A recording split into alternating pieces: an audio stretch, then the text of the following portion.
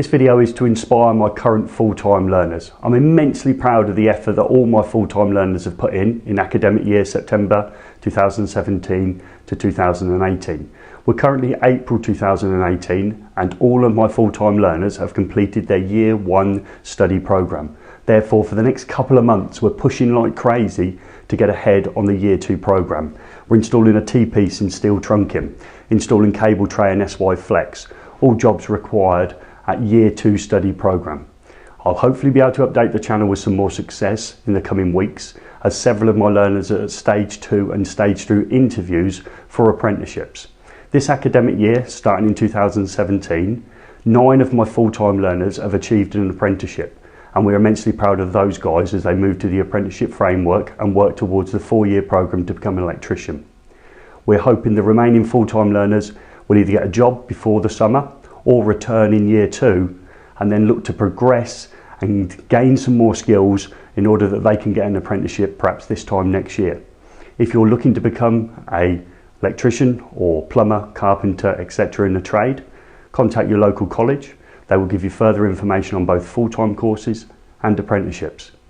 I hope you enjoyed the video that we put together today, one that's there to inspire my learners.